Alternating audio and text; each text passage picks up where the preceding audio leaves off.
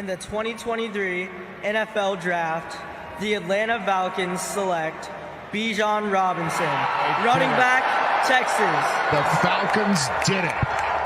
The Atlanta Falcons had a highly talented, high-character individual from Texas sitting on the draft board who just happens to play running back in a league that's all about passing and a quarterback-driven league. A league in which somebody like Austin Eckler says, I'd like a new contract, and they say, go seek it. You scored a ton of touchdowns. Go seek it.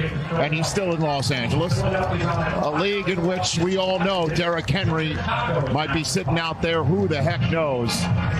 But you've got Bijan Robinson now, a top 10 drafted running back in the NFL, and he's going to Atlanta. Maybe this is a time we can officially rebrand this position for players like Bijan Robinson.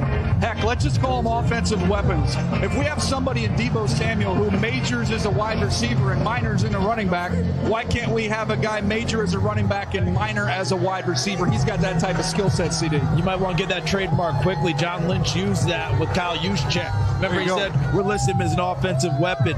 But when you are exceptional, when you are special, all these rules about not taking a guy go out the window. Dave Gettleman caught a lot of grief in New York about taking Saquon Barkley at number 2. What's going on, everybody? Welcome to a quick show of All In with Nate. I just want to give a quick recap about last night's first round pick. The Falcons selected Bijan Robinson, the running back out of Texas, at number 8.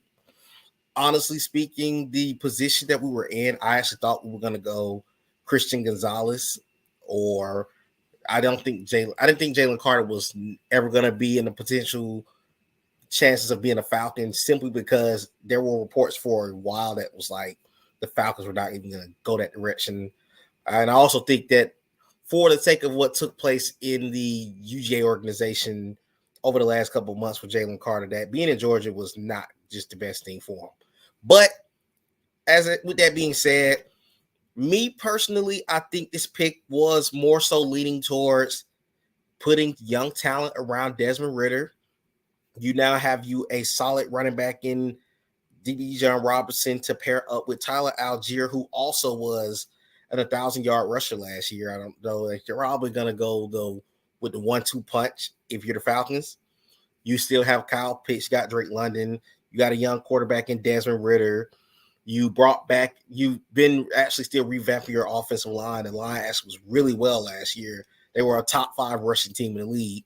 So you bring in a talent like a Bijan Robinson, and you truly expect for him to be completely dominant when he steps onto the field. But I think that I know that we probably could have went another direction. Personally, I actually wanted us to go corner at number 8, but I mean, I'm not going to knock what the Falcon organization thought was the best need for them. And there's some highlights of Bijan Robinson as I talk about Bijan Robinson on the stream. I do feel that the Falcons went with the guy that they thought was their best option on the board. So we'll treat to see what the Falcons are going to do later on in the draft tonight with the second and third round pick. I'm looking forward to see what those guys can do. At number 44 is going to be the pick tonight, and I think it's number 75, which is in the third round later on. But overall, let me throw a quick couple of things about what did a couple of the reporters think about that pick. Yahoo gave it a B. Excuse me, it wasn't a B minus, it was a B. I just put a dash. They said that Robinson reminds them of LaDainian Tomlinson in both style and ability. The Falcons now have a young, dynamic player at receiver, tight end, and running back. The question is whether or not a running back is full value for the number 8 pick, and given the Falcons' defensive needs, is fair. Robinson is very good and will be help catching the ball for Ridder. I do agree with this take because I feel like although the Falcons had a really good offseason in regards to bringing in guys like David Onyemata, bringing in guys like keeping Grady Jarrett, bringing Caden Ellis, bringing Jesse Bates, I still think that the Falcons, Calais Campbell. I still think the Falcons need to get a young pass rusher or a pass rushing specialist to learn up under those veterans. You want to get you a guy that's going to be productive if you're the Atlanta Falcons in their future. Again, they do have the opportunity to do it tonight. They can add to the secondary tonight. But if this guy is the player that you need, this is basically Arthur Smith's Derrick Henry type back in Atlanta. He gets to do it all. And let me be clear, I'm not saying he is Derrick Henry, because that can be confusing. A lot of people could take it, oh, you're saying he's Derrick Henry. I'm not. What I'm saying is you have your do it all back for this game. Tyler Algier is your grit and grind power back. And then also, they still do have Cordero Patterson, although I think that this may be his last season as a Falcon when it is all said and done. But you don't take a player like this at 8 and he's not a special talent. He is truly a special talent. The biggest thing is going to be, what does this do for the Falcons offense? Should be a step ahead of the game next season, because you're in a division that is in the midst of a lot of turnover. You know, the Panthers drafted Bryce Young last night, which is a good move for them, but they're in the process of rebuilding that offense. The Bucs lost Tom Brady. They have Baker Mayfield and Kyle Trask. They got a couple solid pieces still, but when you look at the situation in Tampa, they're going to be kind of in transition. And then New Orleans, I don't really know what to say about New Orleans. They got a lot of needs that they need to address. They got Derek Carr. They ended up hitting last year with Chris Olave. So you got pieces in the division, but I feel that the Falcons have done enough to put themselves in contention for the division title and for a wild card spot. I mean, you have to start looking at those lines, because you don't spend the type of money that the Falcons did in free agency and don't look to build off of winning 7 games with arguably a very bad roster last year. So that's what I look at when I'm looking at the situation with the Atlanta Falcons. And then if you're Arthur Smith, it's not that many more excuses you can give yourself in your offense. You now have 3 dynamic players at 3 different positions. It's going to be more so looking to see what Desmond Ritter's progression is going to be. And also, can you turn this offense to a high-powered offense? But again, love Bijan Robinson. I think he's a great talent. He's arguably one of the better players in this draft class alone. And truth be told, with this situation for the Falcons, when you look at the league, he fits the type of Austin Eckler's, the Derrick Henrys, the Christian McCaffrey type field. So you got your do it all back. He could go out there and line up on the outside, on the slot. You can run the ball with him. You're going to definitely see a lot of him this season in that backfield for the Falcons. And for a team that is really good at running the ball, this could be the perfect destination for him. So looking forward to seeing it. I'm not going to kill the pick, because truth be told, he could go out there and be in contention to win Rookie of the Year, and we can forget about the fact that he went number 8. So sometimes you have to gamble. I'm not saying I agree with it 100%. I still would have went Christian Gonzalez in my personal opinion, but if you see your guy there, then go get it. But moving along to the next potential, the grade Sports Illustrated gave him a A-. They said that as Robinson will enter 2023 as a legitimate candidate for Offensive Rookie of the Year, and should prove to be a difference maker on a Falcons team intent to making a playoff push. They kind of speak the same way that I did in regards to this Bijan Robinson move. I don't hate it. I thought it was a bit too high. Possibly he probably would have ended up in Philadelphia had the Falcons not took him at number 8, which would have made so much sense for him. However, if the Falcons feel that this generational talent can help take them to the playoffs this season, then by all means, go get your guy. I just want to see how it's going to translate on the field with a team that already is solid in running the ball. So it's going to be interesting to see what the Falcons choose to do in this situation.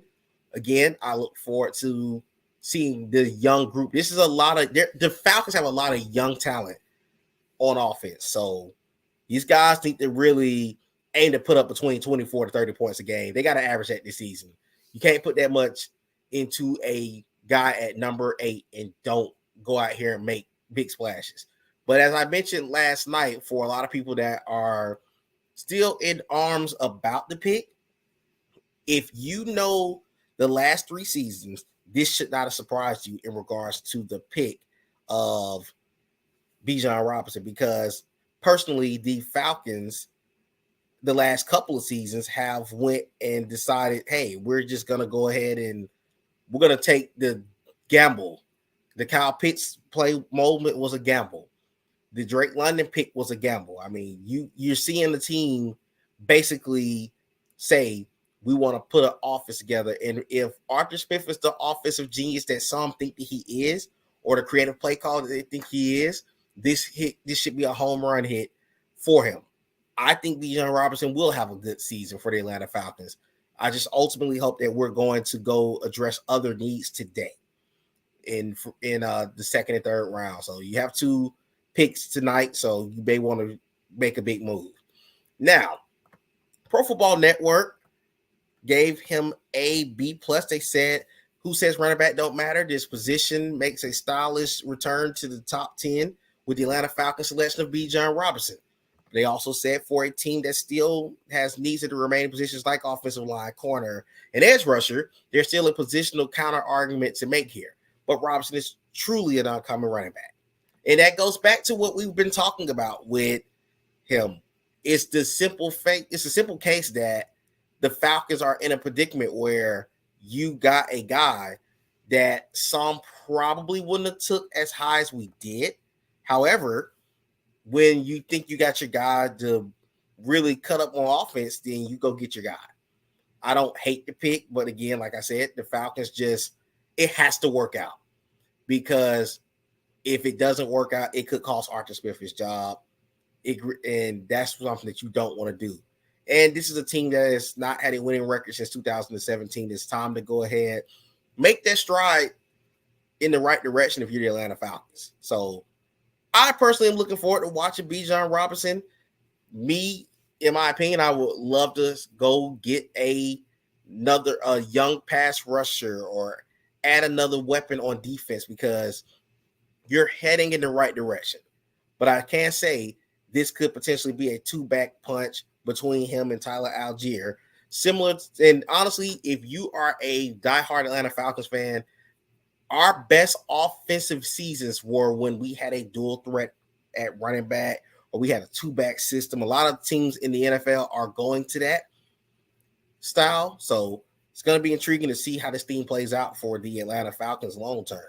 But ultimately, I think that Bijan Robinson is a special talent. When you're getting comparisons to like a Saquon, LaDainian Tomlinson, those are good guys.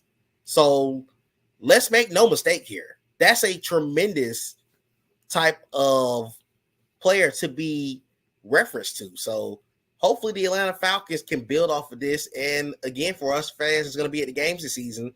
We truly look forward to seeing what the Atlanta Falcons are going to do at the rest of the way in the drafts. Of course, you got the second and third round coming up. If you're the Falcons tonight, I think it's going to be a combination of a defensive end and a corner, because a lot of corners did fall. So again, Falcon fans, don't jump the gun too soon. I was that guy last year with Drake London, and Drake London has showed me some potential that he's really, really good. So I think that we're heading in the right direction. I just want to see what the rest of the draft goes like tonight. Just be patient with it. But also, Falcon fans, know that you have to pay attention to this team all the way around the board. We knew the entire time that the Falcons were linked to them for at least a week. I'll tell anybody, when there's smoke, there's fire.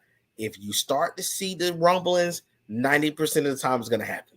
And that's been the case. We started seeing the Drake London talk late in the mock draft game. Same for Kyle Pitts, and they both end up in Atlanta.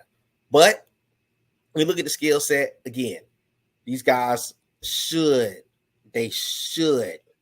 make some noise on offense this year. I expect a big year out of Bijan Robinson if you're the Falcons. So with that being said, this is all I really have to say. And if you are looking forward to watching more draft coverage tonight. The draft starts at 7 o'clock. I'll be back on. I may have maybe one or two people, but it should mostly be me. But if you are looking forward to seeing what the Atlanta Falcons are going to do at number 4475, be tuned in because there's a lot of talent still out there. So until next time, this has been a quick first round recap of Bijan Robinson. As you see the highlights playing below of him, and I'm going to let him run until the final highlight of this, and we will be fading out of here. You guys have a great rest of the day, and good luck to the Falcons in the second and third round.